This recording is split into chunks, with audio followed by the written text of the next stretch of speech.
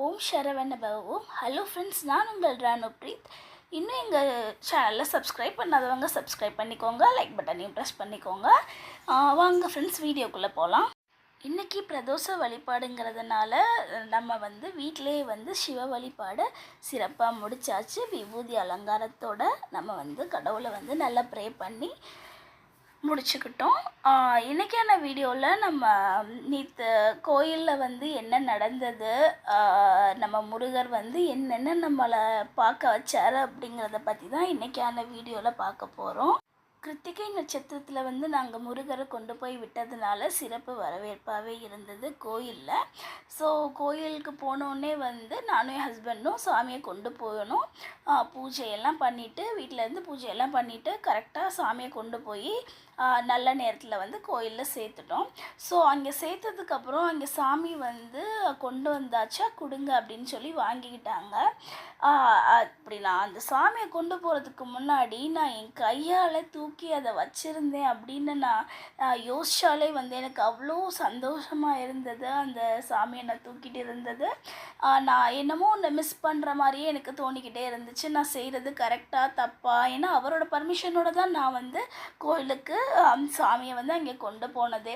So அங்கே போய் வைக்கிறப்போ உற்சவர்கிட்ட வைக்க போன இடத்துல திடீர்னு ஐயர் நேராக கருவறைக்கு கொண்டு போய் வச்சுட்டாரு.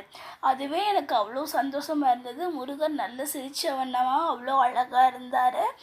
அதுக்கப்புறம் நாங்கள் சாமி கும்பிட்டோம், நல்ல மரியாதை கொடுத்தாங்க இங்கே.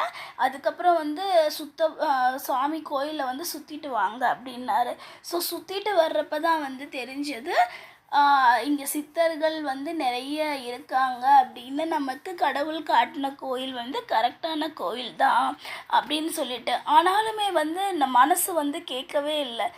நம்ம ஏதாச்சும் மிஸ்டேக் பண்ணுறோமா அப்படின்னு சொல்லிட்டு சுற்றிட்டு வந்ததுக்கப்புறம் மறுபடியும் அந்த முருகரை பார்க்கணுன்னு கண்ணு தேடுது எனக்கு. அதுக்கப்புறம் பார்த்தா உற்சவர்கிட்ட, அதாவது கருவறையில் இருந்த முருகனை கொண்டு உற்சவர்கிட்ட வச்சுருந்தாங்க. உற்சவர்கிட்ட பார்த்ததுக்கப்புறம் அவ்வளோ ஒரு சிரித்த முகத்தோட முருகர் காட்சி கொடுத்தாரு. நான் நல்லா தான் இருக்கேன், நான் தான் இந்த கோயில் உங்களுக்கு காமிச்சேன் அப்படின்னு சொல்லிட்டு நமக்கே அவர் ஆன்சர் பண்ண மாதிரி அவரோட முகம் அவ்வளோ ஒரு புன்னகையோட போயிட்டு வா பாயின்னு சொல்கிற மாதிரியெல்லாம் தோணிருச்சு எனக்கு. இதெல்லாம் அவர் ஏன் நடத்தினார், நான் எதுக்கு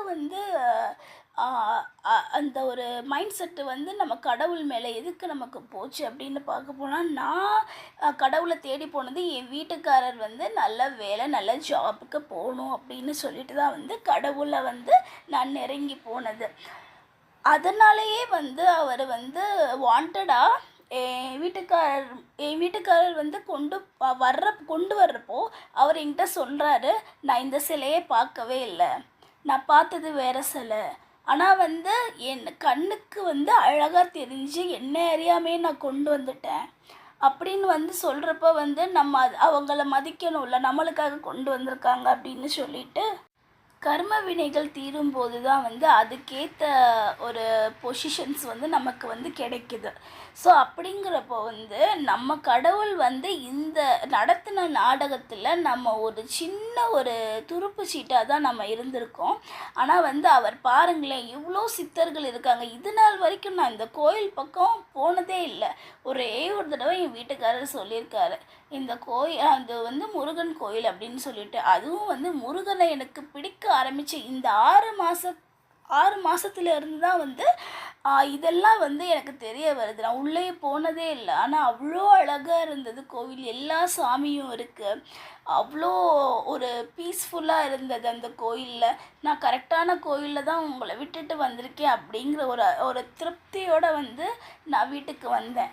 இதுக்கப்புறம் நம்ம அடிக்கடி அந்த கோவிலுக்கும் நமக்கும் நிறைய விட்டக்குறை தொட்டக்குறைன்னு சொல்லுவாங்க இல்லையா, அந்த மாதிரி கண்டிப்பாக அந்த கோயிலில் நம்மளால் முடிஞ்ச ஹெல்ப் பண்ணுவோம் அப்படின்னு சொல்லிட்டு நாங்கள் டொனேஷனும் கொடுத்துட்டு வந்தோம். அவ்வளோ ஒரு மன திருப்தியாக இருந்தது. இதெல்லாம் பண்ணத்தான் கடவுள் இந்த மாதிரியெல்லாம் செஞ்சுருக்காரு அப்படிங்கிறத தெரிஞ்சதுக்கப்புறம் எனக்கு அது சொல்ல வார்த்தையே இல்லை.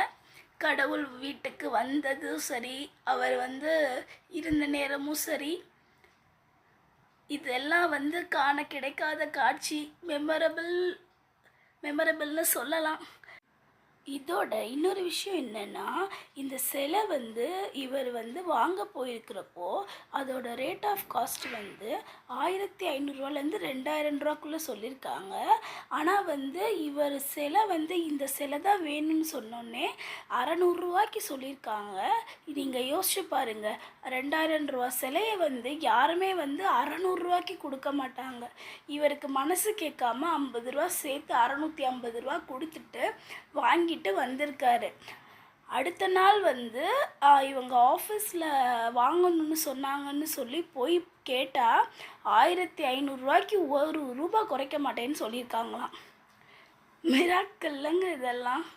ஸோ அவர் உள்ளே வரணும்னு முடிவு பண்ணிட்டாருன்னா பாதிக்கு பாதி ரேட்டில் கூட உள்ளே வருவார். அப்படி தானேங்க கடவுள் எப்படியெல்லாம் வந்து நம்மளை வந்து நம்ம கூட இருக்கணும்னா அது எப்படி வேணால் என்ன வேணால் நடக்கலாம். ஸோ இதுதான் என்னோட அந்த ஸ்டோரி. அது 3 நாள் எனக்கு நடந்த ஒரு விஷயங்கள். ஸோ இந்த வீடியோ கண்டிப்பாக உங்களுக்கு பிடிச்சிருக்கும். எனக்கு நடந்த மாதிரி உங்களுக்கு ஏதாச்சும் அனுபவம் இருந்தால் கண்டிப்பாக என்னோட ஷேர் பண்ணிக்கோங்க, கமெண்ட் பண்ணுங்கள். தேங்க்யூ ஃபார் வாட்சிங் மை வீடியோ அண்ட் கீப் வாட்சிங் மை வீடியோ. தேங்க்யூ.